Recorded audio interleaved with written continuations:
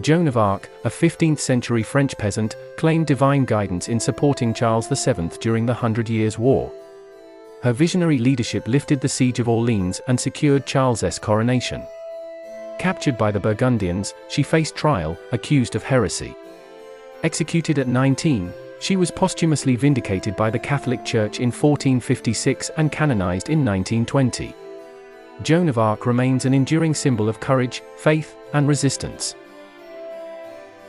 In the small village of Domremy, nestled along the banks of the Meuse River in the early 15th century, a remarkable tale began to unfold.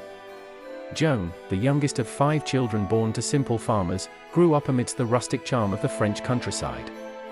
With chestnut hair and eyes that sparkled with an innate curiosity, she was a source of joy in her close-knit community. One day, beneath the ancient oak tree that shaded her family's cottage, Joan experienced a moment that would alter the course of her life. A whisper in the wind, an unseen call, guided her into the nearby forest. As the trees seemed to part, she discovered a clearing bathed in an ethereal light.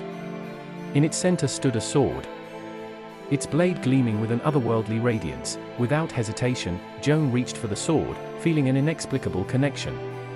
The moment her fingers closed around its hilt, she experienced a surge of energy, an otherworldly force that whispered truths of a nation in turmoil, of cities besieged, and a people yearning for deliverance. The sword became more than a weapon, it became a symbol of divine purpose. News of the maiden with the divine sword spread through the region like wildfire. The winds carried tales of a savior, a figure destined to lead France out of the shadows of conflict. As whispers reached the ears of Robert de Baudricourt, a local military captain, he summoned Joan to his castle.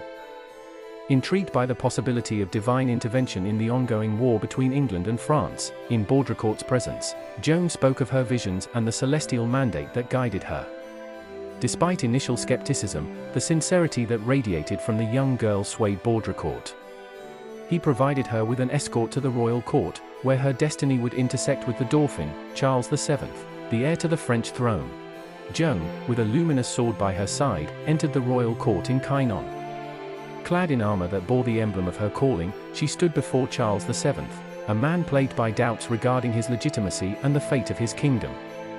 Joan's revelations, including the identification of the disguised Dauphin, left Charles both astonished and convinced of the supernatural nature of her mission. In April 1429, Charles VII granted Joan command over a military campaign to relieve the besieged city of Orléans.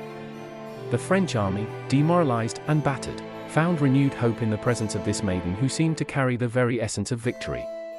With the radiant sword leading the way, Joan inspired a fervor that would alter the course of history. The siege of Orléans, a pivotal moment in the Hundred Years' War, unfolded under the watchful eyes of Joan. Clad in white armor, a symbol of purity and divine purpose, she rode alongside seasoned commanders. The luminous sword, a beacon in the chaos of battle, carved through the air as if conducting a symphony of liberation. Joan's military strategies, guided by what she claimed were celestial directives, defied conventional tactics. The siege, which had seemed an insurmountable obstacle, crumbled before the resolute advance of the French forces. Orléans, released from the grip of the English, hailed Joan as a savior, a living testament to the possibility of divine intervention. Despite the resounding victory, shadows loomed on the horizon. The courtiers, envious of Joan's influence and the sway she held over the Dauphin, murmured accusations. The Inquisition, tasked with ensuring orthodoxy, scrutinized her every word. The luminous sword that had once symbolized hope now cast shadows of doubt over her future. In the aftermath of the coronation, Joan's fortunes began to shift. The political landscape, a complex tapestry of alliances and rivalries, threatened to ensnare her in its intricate web. The very court that had once embraced her now questioned the authenticity of her divine mandate. To appease her allies and quell the growing skepticism, Joan embarked on a campaign to liberate Paris. The city, however, proved resistant to her efforts. The shifting winds of fortune blew in the wrong direction. Her visions, once a guiding light, seemed to dim in the face of adversity. The Battle of Paris unfolded as a brutal reminder of the fragility of Joan's influence. The radiant sword, once wielded with a celestial grace, clashed against the harsh realities of politics and war. The campaign, marred by strategic setbacks and internal discord, marked a turning point in Joan's journey. Her capture by the Burgundians, allies of the English, cast a dark shadow over her once illustrious story. The maiden who had inspired a nation found herself imprisoned in a cold, damp cell. The luminous sword, now stripped from her grasp, became a symbol of lost glory.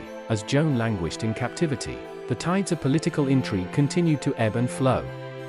The Dauphin, hesitant to intervene on behalf of the girl who had served as his harbinger of triumph, allowed the Burgundians to try her on charges of heresy and witchcraft. The trial, a stark contrast to the battlefield where Joan had once commanded with celestial authority, unfolded in a courtroom dominated by clerics and political adversaries. The luminous sword, now a relic of the past, could not defend its wielder against the accusations that echoed through the hallowed halls. The Inquisition, relentless in its pursuit of doctrinal conformity, sought to dismantle the myth of Joan's divine mission. Her visions, once the source of inspiration for a beleaguered nation, were now dissected as evidence of heresy. The luminous sword, which had guided her through battles and triumphs, now stood as an artifact of suspicion. In the end, the tribunal rendered its verdict. On May 30, 1431, Joan of Arc was found guilty of heresy, witchcraft, and other charges. The luminous sword, once an emblem of hope, could not shield her from the judgment of mortal men. The sentence was severe, burning at the stake. On the day of her execution, a somber procession led Joan through the streets of Rouen. The radiant sword, now a distant memory, was replaced by the cold chains that bound her. As the flames rose around her, Joan's voice did not waver. Her final moments were a testament to her unyielding spirit and the courage that had defined her short but impactful life. The people who had once hailed her as a savior now bore witness to her martyrdom. The flames that consumed Joan's earthly form could not extinguish the legacy she left behind. The luminous sword, though physically absent, endured as a symbol of resistance against injustice. In the aftermath of Joan's death, the winds of change continued to blow across France. The tide of the 100 Years' War eventually turned in favor of the French. Charles VII, now solidified as the legitimate king, recognized the role Joan had played in his ascension. In 1456, the Catholic Church revisited Joan's trial and declared her innocent of the charges brought against her. Joan of Arc, once a simple maiden from Domremy, was posthumously vindicated. The luminous sword, though lost in the Joan of Arc's life and actions have inspired various philosophical reflections, touching on themes such as courage, divine guidance, gender roles, and the intersection of faith and politics. Here are some philosophical perspectives related to Joan of Arc. 1. Divine guidance and free will. Joan's unwavering belief in her divine mission raises questions about the interplay between divine guidance and human free will. Philosophers may ponder whether her actions were predetermined by a higher power, or if she exercised agency in fulfilling what she believed to be her destiny. 2. Existentialism. Joan's existential journey, marked by her solitary encounters with the divine and her sense of purpose, aligns with existentialist themes. Philosophers may explore how she grappled with the absurdity of her circumstances, carving meaning and significance in a world fraught with war and political turmoil. 3. Feminist philosophy. Joan's defiance of traditional gender roles, particularly her choice to don male attire for practical reasons on the battlefield, invites feminist philosophical discussions. Her story prompts reflections on the constraints imposed by societal norms and the courage required to challenge these expectations. 4. Political philosophy. Joan's impact on the political landscape of her time prompts considerations of political philosophy. Scholars may examine how her intervention influenced the dynamics of power, the role of leaders, and the legitimacy of authority during the tumultuous period of the 100 Years' War. 5. Ethics of warfare. Joan's military strategies and her role in the battles raise ethical questions regarding the just conduct of war. Philosophers may analyze the principles guiding her actions, exploring the morality of her decisions in the context of medieval warfare. 6. The nature of belief. Joan's unshakable faith in her visions invites discussions on the nature of belief and its impact on individual and collective actions. Philosophers may delve into the psychology of belief, examining how convictions can shape destinies and influence historical events. 7.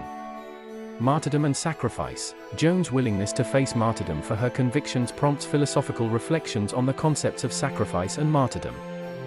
Scholars may explore the motivations behind such choices and their implications for personal and collective identity. 8. Historical memory and symbolism. Philosophers may consider how Joan of Arc has been remembered and symbolized throughout history.